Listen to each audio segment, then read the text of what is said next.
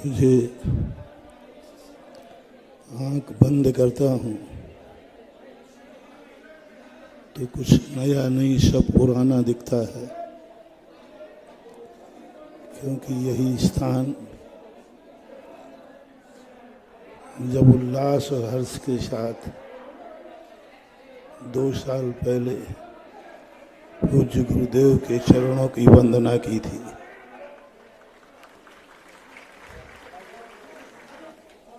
अभी जब से बैठा बैठा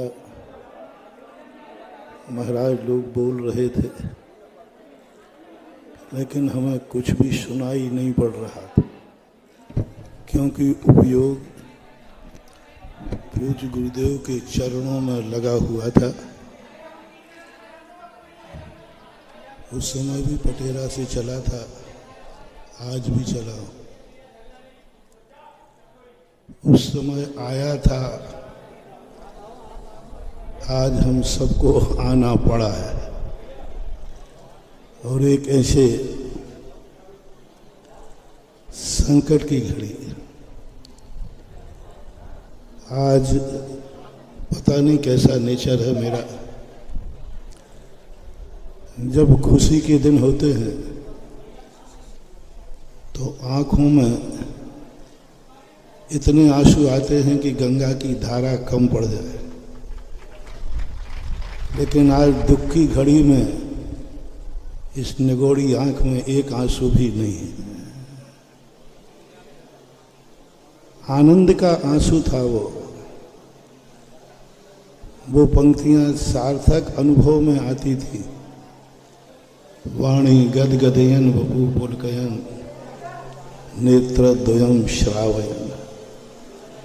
उस आनंद की घड़ियों में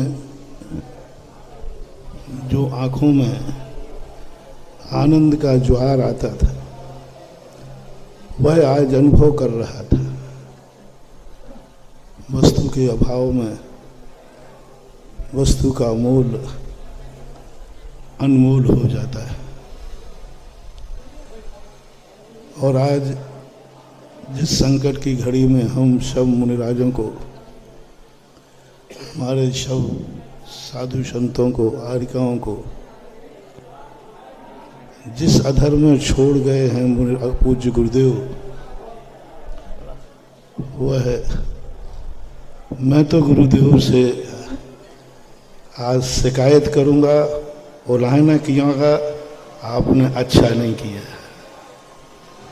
कि जिस रूप में हम लोगों को आप ऐसे अधर्म में छोड़ गए कि आपके चक्रवर्ती से भी श्रवण चक्रवर्ती की संपदा इतनी विशाल, और उसको संभालने का निर्णय हम लोगों जैसे बौने कंधों पर, बौनी बुद्धि पर छोड़ के गए। हमारे पूज्य आचार्य महाराज का सोच, उनका पुण्य, उनकी साधना और तपस्या, ये सारा जितना वैभव है पूज्य गुरुदेव की तपस्या, पवित्र साधना का परिणाम है। हम जो कुछ भी बैठे हैं सब उनकी पवित्र साधना से प्रसूत है। और इतनी बड़ी चीज के लिए,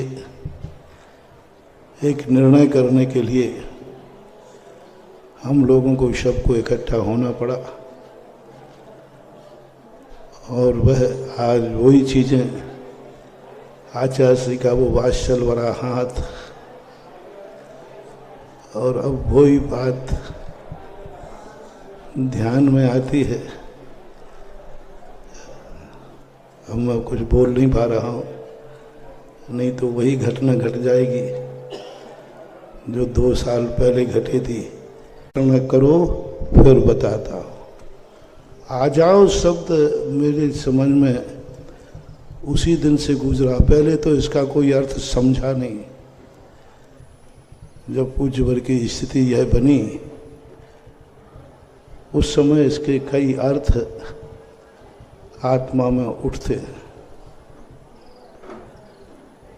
ऐसी स्थितियों को देख करके महाराज लोगों ने अभी जो बोला,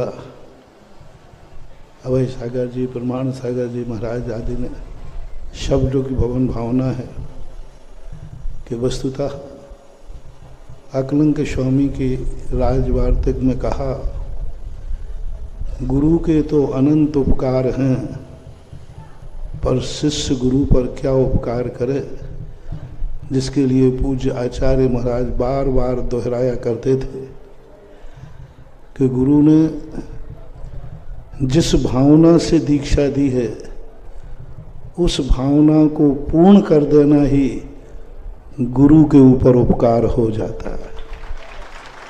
आज हम सब लोग गुरु महाराज की जो भावना, जो उन्होंने हम सबसे उम्मीदें की होंगी, जो उनकी पवित्र भावना रही होगी, हम सब लोग एक ही बात पर विचार करें, चिंतन करें, ध्यान करें कि पूज्य गुरुदेव की जो भावना रही हो वह भावना साकार हो और हम सब मिलकर उसको साकार करें। व्यक्तिगत स्वार्थों का धर्म की ध्वज पर कोई स्थान नहीं होता। गुरु की क्या भावना रही, उनका क्या सोच रहा, वो क्या चाहते थे, उन्होंने हम सबको इतना क्यों संस्कार दिए, उन्होंने क्यों इतना बड़ा परिवार नहीं, परिवार तो पटेरा में था, परिवार तो जाली के उस तरफ है, जाली के इस तरफ तो हमारा कुटुंब है।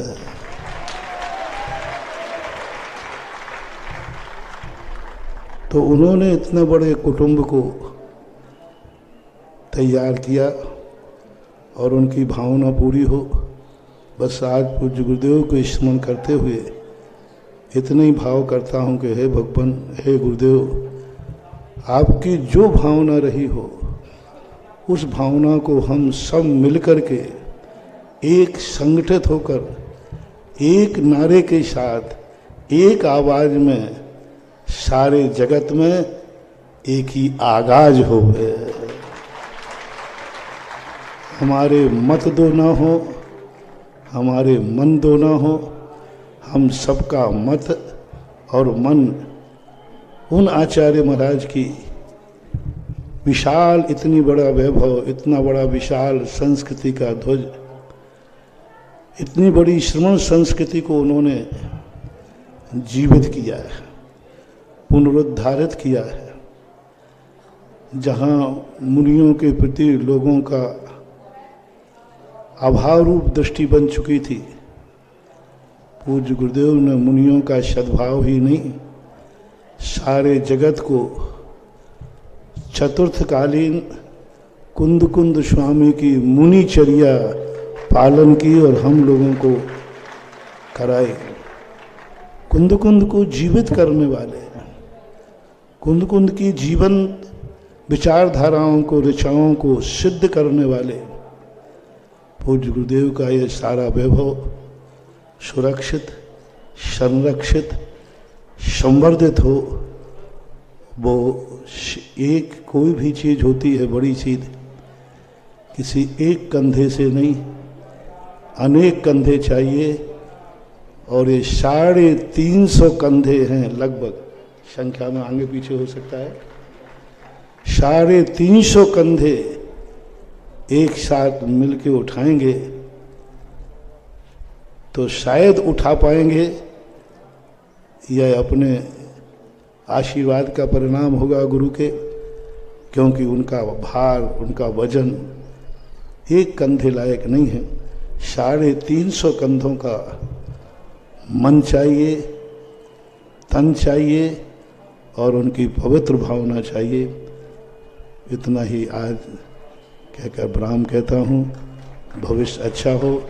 सब अच्छा था और आज अच्छा है और कल भी अच्छा होगा। महावीर भगवान।